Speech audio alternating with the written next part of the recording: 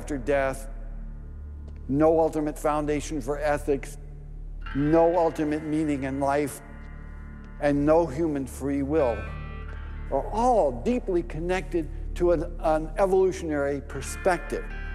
You're here today and you're gone tomorrow, and that's all there is to it. Dr. Will Provine, professor of the history of biology at Cornell University, gave us another disturbing glimpse into where Darwinism can lead. Oh, I was a Christian, but I never heard anything about evolution because it was illegal to teach it in Tennessee. Dr. Provine's first biology professor changed all that. He started talking about evolution as if it had no design in it whatsoever. And I came up to him and I said, "You've left out the most important part." And he said, "If you feel the same way at the end of one quarter, I want you to stand up in front of the students in this class and tell them this deep lack in evolution." And I read that book so carefully, and I could find no sign of there being any design whatsoever in evolution. And I immediately began to doubt the existence of a deity. But it starts by giving up an active deity. Then it gives up the hope that there's any life after death. When you give those two up, the rest of it follows fairly easily. You give up the hope that there's an imminent morality. And finally, there's no human free will. If you believe in evolution, you can't hope for there being any free will.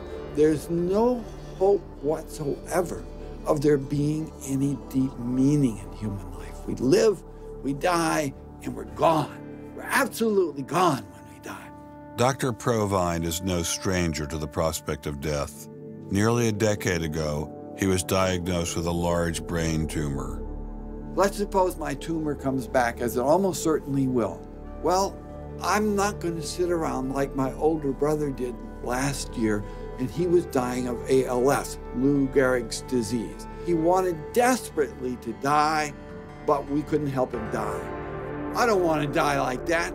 I'm going to shoot myself in the head long before then. I'm going to do something different. I hope these are empty words for my friend, Dr. Provine, because shortly after this interview was recorded, he learned his brain tumor had returned. I don't feel one bit bad about holding the views that I do. There's not anything in the views I hold that makes me, oh, I wish I had free will, or, oh, I wish there were a God. I don't ever wish that. Dr. Provine's deconversion story was typical amongst the Darwinists we interviewed. Biologist P.Z. Myers, who runs the pro-Darwin, anti-religion blog Pharyngula, says science eroded his faith as well. I never hated religion. I found religion quite comfortable, and I liked the people in it. What led to the atheism was learning more about science, learning more about the natural world, and seeing these horrible conflicts with religion. And it was then, when I discovered evolution, when I discovered Darwinism, that I realized there's this magnificently elegant, stunningly elegant explanation, which I didn't quite understand to begin with. When I did understand it, then that finally killed off my remaining religious faith. After hearing these stories, I was not surprised to discover that most evolutionary biologists share Professor Dawkins' views. It appears Darwinism does lead to atheism, despite what Eugenie Scott would have us believe.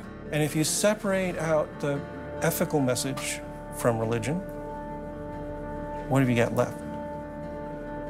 You got a bunch of fairy tales, right? I think that God is about as unlikely as fairies, angels, hobgoblins, etc. Religion, I mean, it's just fantasy, basically. It's completely empty of any explanatory content. And it's evil as well. Half the people in this country think that drugs is what you have to regulate to make us safer, and half the people think guns. That's what you got to regulate to make us safer. But I always think if you're going to regulate one thing that has the most potential to cause death and destruction, religion. You got to start with religion, and Religion is an idea that gives some people comfort, and we don't want to take it away from them. It's like knitting. People like to knit. You know, we're not going to take their knitting needles away. We're not going to take away their churches.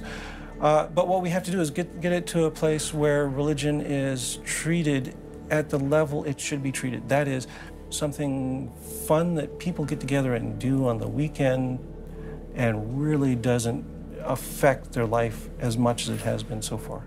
So what would the world look like if Dr. Myers got his wish? Greater science literacy, which is going to lead to the erosion of religion. And then we'll get this nice positive feedback mechanism going, where as religion slowly fades away, we get more and more science to replace it. And that will displace more and more religion, which will allow more and more science in. And we'll eventually get to that point where religion has taken that appropriate place as a side dish rather than the main course. But will eradicating religion really lead to a modern utopia? Let me try to imagine that, and let's let history be our guide.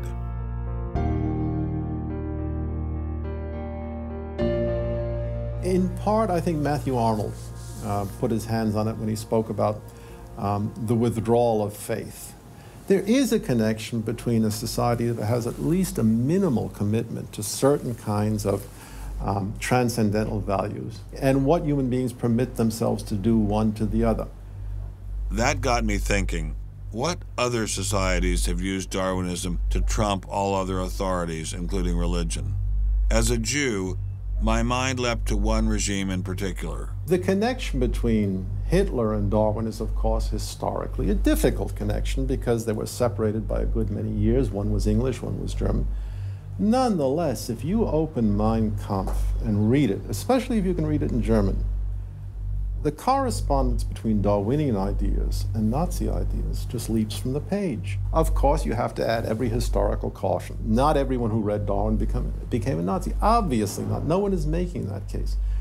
Darwinism is not a sufficient condition for a phenomenon like Nazism, but I think it's certainly a necessary one.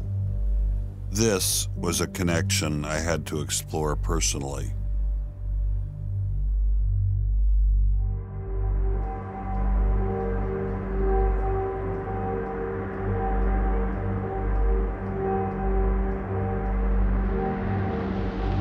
American officers arrive at a Nazi institution seized by First Army troops. Under the guise of an insane asylum, this has been the headquarters for the systematic murder.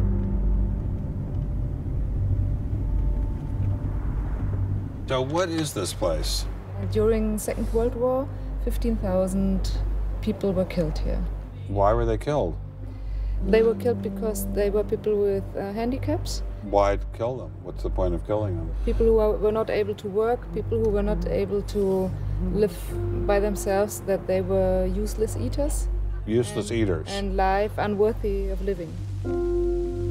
This idea grew up in the 20s. So long before National Socialism, biologists, anthropologists, they thought that maybe mankind could, or the government could interfere into the growth of the population. I see. And they had the utopia that they would have a society without illness and without handicap. Alles Lebensschwache geht in der Natur unfehlbar zugrunde. Wir Menschen haben gegen dieses Gesetz der natürlichen Auslese in den letzten Jahrzehnten furchtbar gesündigt. Wir haben unwertes Leben nicht nur erhalten, wir haben ihm auch Vermehrung gewährt. Die Nachkommen dieser Kranken sahen so aus, die tiefer stehen als jedes Tier. So this was a Darwinian concept? Yes. And also a Malthusian concept, very much Malthusian. Malthusian? Thomas Malthus, who said that there was a shortage of resources, English philosopher, so there was a shortage. Yes, but the Nazis, they relied on Darwin. They relied on Darwin? Yes, Darwin and German scientists. Patients were led down this hallway to Nazi doctors who decided who would live and who would die. They were accompanied by 15 nurses. Nurses, yes. Nurses, male and female nurses. So nurses were helping lead them to their doom. Yes.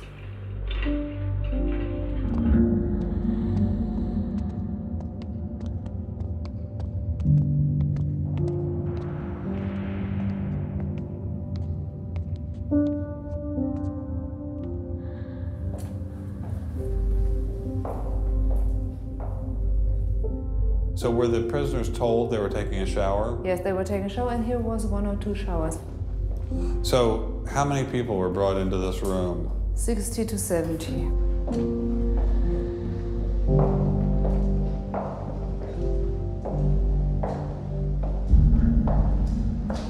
So what is this?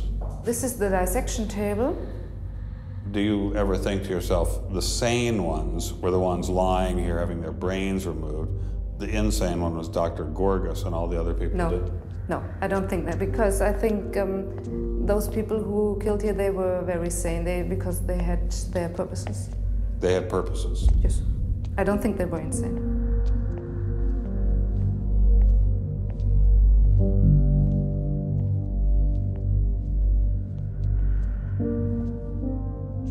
They had 2 crematory ovens. I see. And they killed about 70 people. A day? So a day, so they had... That's barely enough time. And they only killed from Monday to Friday.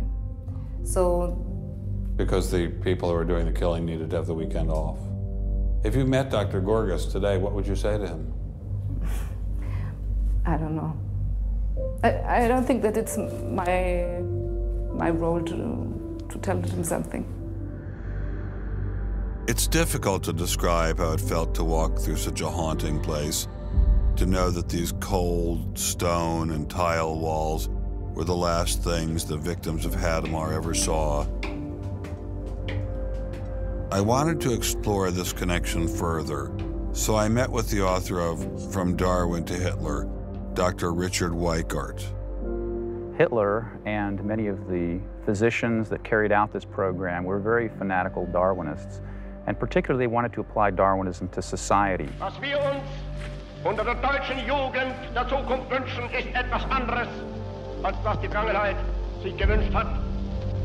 Wir müssen einen neuen Menschen lernen, auf das unser Volk nicht an den typischen Degenerationserscheinungen dieser neuen Zeit zugrunde geht. Many of these people in the 19-teens, 1920s, who were putting forward some of these ideas about racism were considered the leading scientists. These were Darwinists who were taken seriously by fellow academics. It's not to say that all academics believed it. These leading academics, were there any of them who were Americans? There were plenty of Americans who were saying similar kinds of things. Not only were Americans saying such things, they were pioneers in this fledgling science known as eugenics. They thought they could help evolution along by sterilizing the so-called feeble-minded and prohibiting them from getting married. Physicians who are aware of the history of 20th century American medicine harbor some bad feelings towards Darwinists because of eugenics. And eugenics, which was an attempt to breed human beings, it was the darkest chapter of American medicine ever. There were 50,000 people involuntarily sterilized because they were deemed unfit to breed, basically. Eugenics isn't just history. The spirit of the movement lives on today. Margaret Sanger was the head of Planned Parenthood. She was very fanatical in her promotion of eugenics. In fact, Planned Parenthood was all about birth control for the impoverished and lower classes to try to help improve the species.